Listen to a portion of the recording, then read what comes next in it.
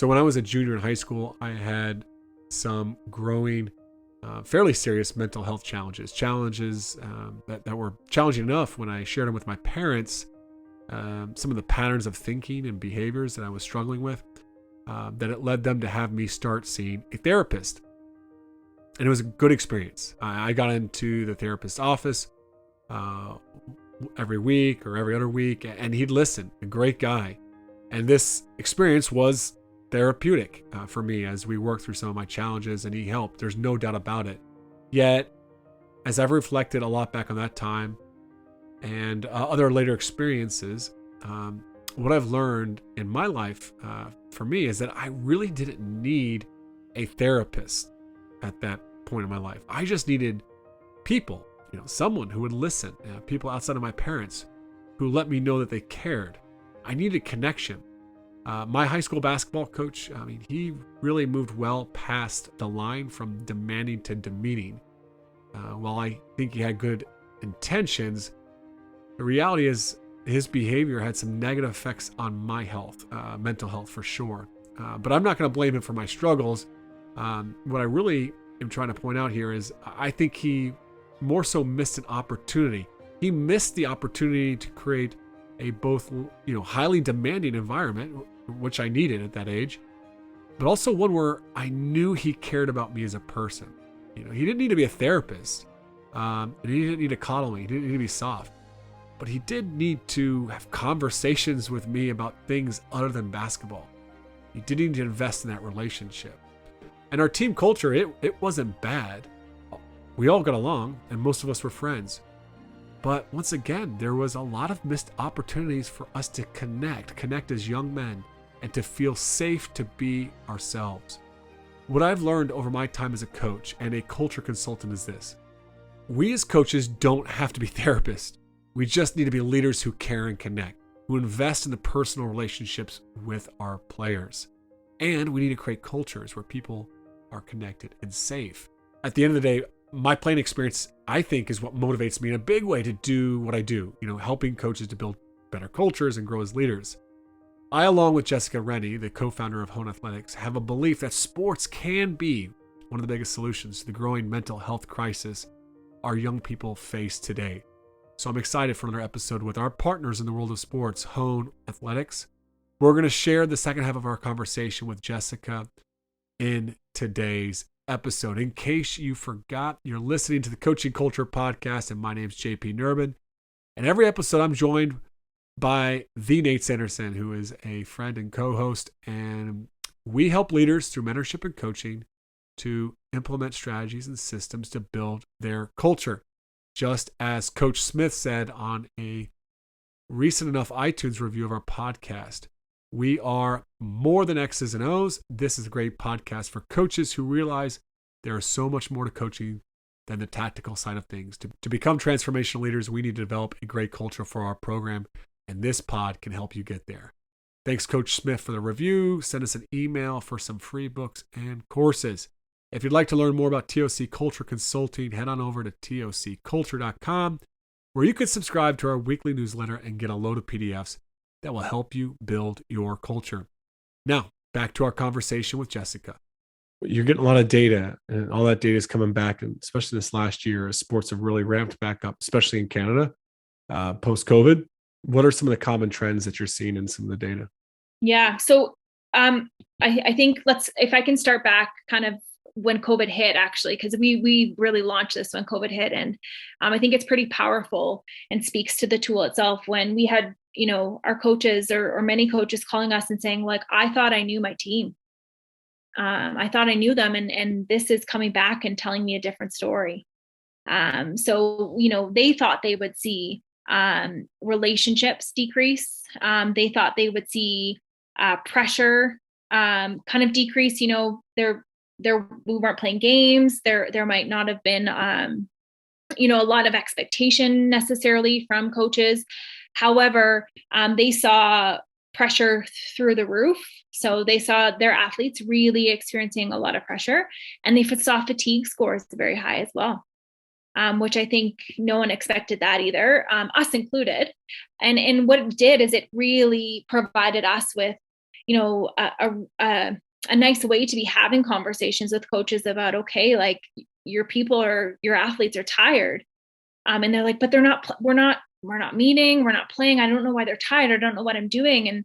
And had a coach go back and have a conversation with her athletes. And, it was about the Zoom calls. It was about grind fatigue. It was about kind of psychological fatigue. It wasn't necessarily physical. So again, another kind of amazing way where it provided that coach with that tool. To be honest, JP, we see we're not, we haven't yet identified kind of that clear, this score high, this score low sort of thing. In certain stressors, we see teams really score quite differently all over the place. We're certainly seeing some trends in different leagues or different parts of the country, which is really interesting to me. And potentially looking at, how are those scores changing in sports. I would say it's just a little bit too early to kind of share that, mostly because we've partnered with the university and doing some research around kind of that trend data. However, it's really clear, and we're seeing tremendous correlation between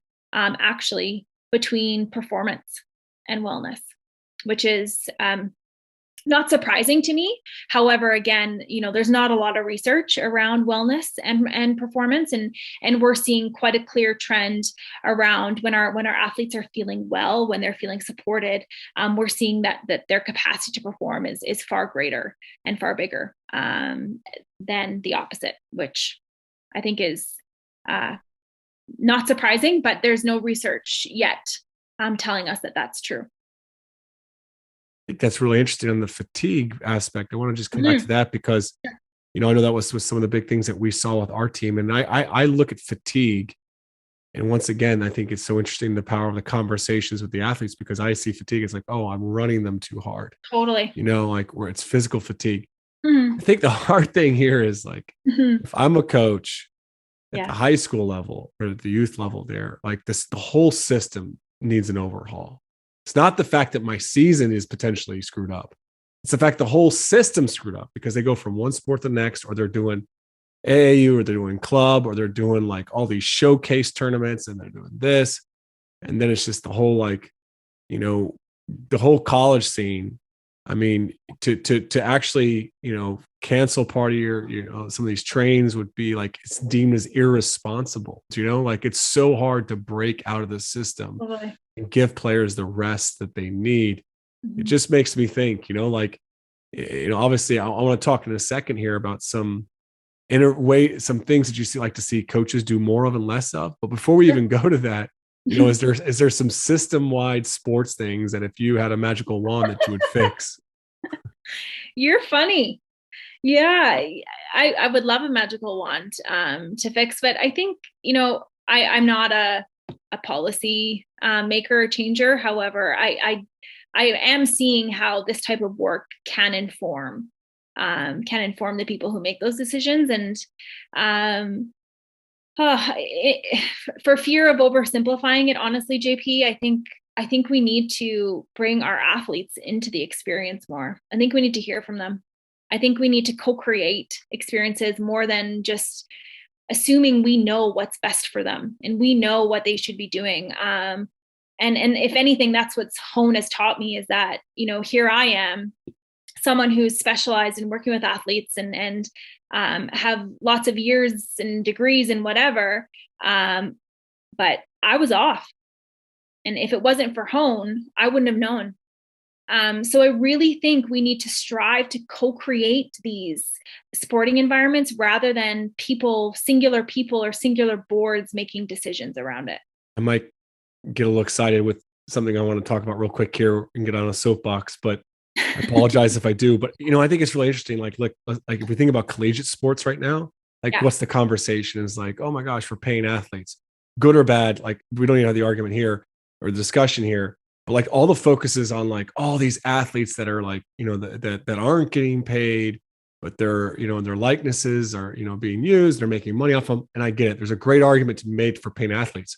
But there's also like 99% of other college athletes that are not going to get paid and that are being underserved by the sport and that are not part of the discussion around the changes that need to happen in collegiate sports, right? Like, I mean, all the changes happening to serve potentially these high level football and basketball players, and maybe a few other sports out there. Maybe people get a little bit more here and there, but at the end of the day, there's like 99% of college athletes aren't going to benefit from that, but they're not being part of the conversation, which I think is really powerful about what needs to change at that level. Do you know? Yeah. And I worry that it won't change until we don't see people interested in playing sports anymore. You know, if I'm invited to be a part of a solution, then I'm game. When I'm not invited to be a part of a solution, I don't really want to be a part of it. Right. So I think we have to expedite this concept that, we all have a seat at the table. We all together can come up with a way forward that serves us all, rather than, that 1% making the decision. Yeah. And not to be like the Mr. Pessimist over here, but I was just reading Andre Iguodala's book, The Sixth Man, and he says something so powerful. Like in there, he just talks about how, the mantra to professional sports is just shut up and play. You get paid to do that. And I'm sure a lot of people hear this around college athletics. It's like, well, you're getting your scholarship, so suck it up and move on, So I think there's a lot of great points there. When you look at what coaches can do, more of and less of, from your perspective, like what kind of suggestions would you have for coaches there? I think it's, gosh, I have such a deep respect for coaches, and that's comes from a place of personal place for sure. And just seeing kind of the time and energy that coaches dedicate. So I always start there, because I think without our coaches, we don't have a sporting system. We don't have sporting experiences. We don't have our kids benefiting from those things. So I would say, continue to coach coaches. I know it's hard, and I know there's challenges, but I'm terribly thankful and appreciate kind of people giving their time to do this. So I would say that. I would also say, less focus on who it is and more focus on kind of what you can control.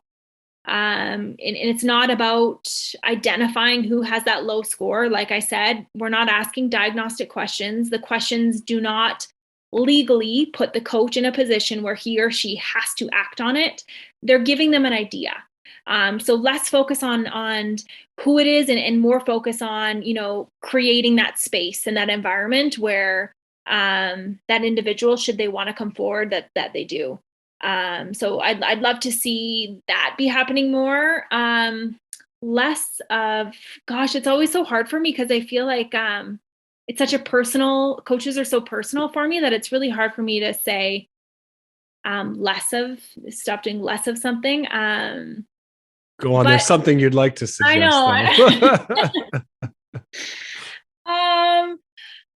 I'm going to jump in with an answer, JP. Here's something from my soapbox, but I think too often coaches ask, what more can we do, instead of what do we need to do?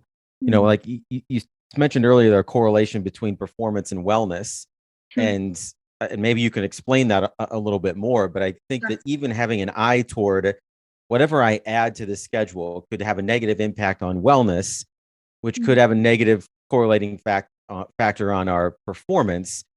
I think that's a perspective that we don't necessarily often have as coaches. And maybe you could speak to that for a moment.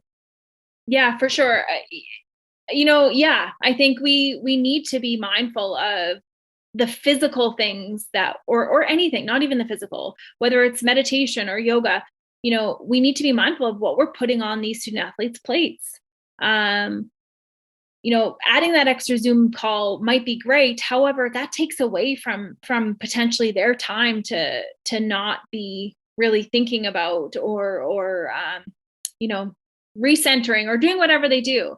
So I think we have this idea that we need to keep our athletes busy. And that's just not the truth.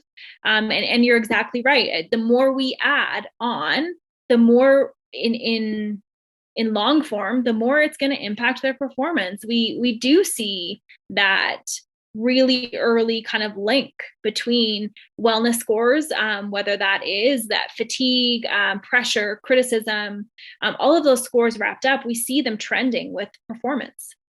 So when we know, or when we see our athletes doing really well, we know they have more capacity to perform at their level, at the level that they can perform at. So the more we add, we need to be mindful that it's a great point. We need to be mindful that it is, is this building them, or is this taking away from their capacity to perform?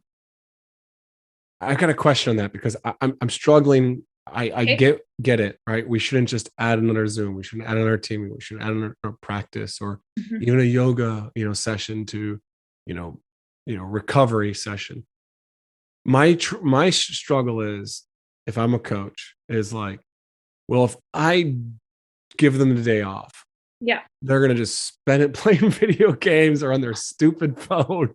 Like all the things that I'm like, they're not going to go out and go for a walk in nature. They don't spend time with their families anymore, and this is just some of the arguments Yeah. against Yeah. that. And that's not Yeah. obviously for every athlete, but that's what I say in my head is like, oh, I need to completely restructure their life so that we can like have least positive things. That's just, JP, do you like control? yeah, I do. Yeah. Nate's laughing. Kind of. So, okay, I get it. But I think it's this concept and thought that like we need to really deconstruct and we need to look at, because I think it stems from this idea, like if we keep our kids busy, they won't get into trouble, right? Like if we just keep them busy and we keep them kind of moving or whatever. But what we know from a psychological perspective is that, and from a physical perspective, why do we sleep at night? We sleep at night because our body needs it, and because our body needs to restore. Connections are made, different biochemical sort of reactions and mechanisms happen when we sleep. It's one of the most important parts of rest and recovery is sleeping. So why don't we let our kids do that? Why aren't we letting kind of our athletes and why aren't we letting them and allowing them, maybe it's not the whole day, JP, maybe it's like an hour, but teaching them that, we're giving you time to chill. And we're giving you time to an agency to make the decisions you need to make in that hour. I think it comes back to that whole idea, right? Like we know best. We do in lots of instances, but in some we don't. And really, again, giving them that time and teaching them early on that, how do you restore? How do you kind of recover from a psychological perspective? I think that's a really, really important skill for us to be teaching our young people.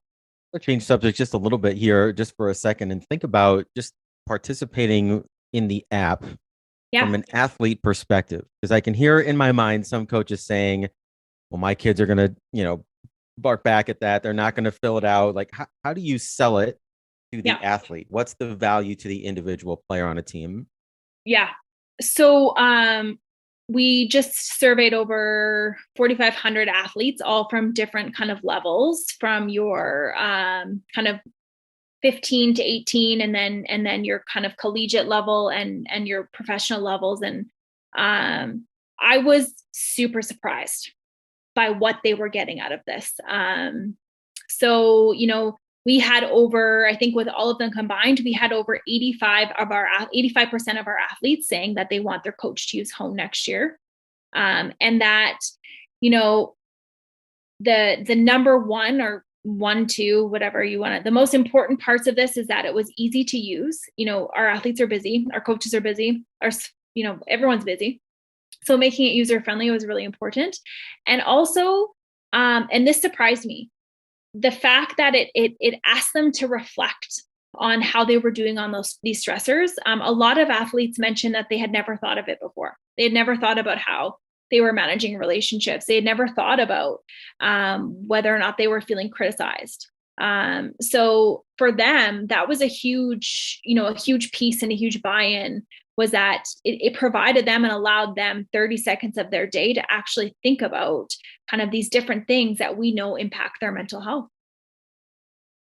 When I think just thinking about my own athletes and my own team and some of the work of Daniel Coyle and others that are, talking about connections and vulnerability and, the importance of feeling like you're seen. There is often power dynamics when it comes to getting feedback from your players, right? Like they're not necessarily going to give you an honest answer of, coach, I'm mentally exhausted, because what does that mean, consequentially for my workload, for my playing time, what have you, right? So creating that place of safety to get some actual candid feedback, I think that the wall of anonymity, allows a player to do that and also feel like they're being seen at the same time, which we know is a healthy contributor to their mental health, right? Regardless of how the coach even responds to it. 100, like 1,000,000,000%. And it's always, I always talk about it from a place where it's a seeing tool, right? It's showing people that they're being seen, they're being heard, and what they're saying matters to us. When we feel like we matter to people, just from a humanistic place, that feels really good and we feel like we belong. From a performance place, performance skyrockets, right? When athletes feel like, like they care about me and they care about me beyond my physical sense, it gives them room and it gives them space to go after it. So it's doing that as well. It's allowing them to be seen, so they can do what they need to do to, I don't know if I'm allowed to swear on this, so I won't, but kick ass. I love so much the stuff that you're doing on all this. It's been really insightful experience to be working, alongside of you in this field there. As we're kind of wrapping up here today, I think you have children, right? I know this, yeah. So, and you're obviously passionate about sports. Is there any other kind of messages out there that you kind of just like to leave, coaches with in this area? You always go to the coach place and it throws me off because then I go personal and then I get all messed up. How about I guess when I think about that, I think about, what I hope for my kids' experiences in sport, because 100%, I believe in sport. I think that sport's amazing. And I will be as bold and say that I think sport has the capacity to change the narrative around mental health. I think with the power and privilege that our athletes have in our world, I can't think of a better venue than for sport to harness and really grab. Look at all the conversation that's happening in sport. Look at all the news stories that are happening in sport. And raising awareness is a tremendous thing. I think we're there, and I think we need to move to the next step and really do something about it. And I think sport's going to do it. I think sport's going to do it with the right help and the right tools and the right leadership. I really think sport will really take the reins on the mental health narrative. Well, I appreciate that, and I would agree with you in a big way. It's just got so much power that's not being tapped into. It's going to require like more intentionality and more investment. But at the end of the day, like we've had a few people on here to talk about mental health, and I remember, was it Lindsay Fennelly? Did I say that right, Nate? Yeah, Lindsay Fennelly talked about how it's just strengthening mental health, and the word mental health is just not having like negative connotations with it, Absolutely. and approaching it in the sense of like we do with the weight room, right? Like it's just we're getting stronger in these areas here, and you obviously have maybe a different approach that I think a lot of other people are taking, but the one that more people need to take. So if people want to learn more about Hone, where do they go? Yeah, just to our site. So honeathletics.com. All right, that's it for this week's episode in our conversation with Jessica. We've really enjoyed working with Hone to start to get more data on the culture of our coaches, what they've created, as well as the environments the players are coming from. It's not just about figuring out what's going on within the team. And it's really been helpful. It's been a helpful tool within our teams.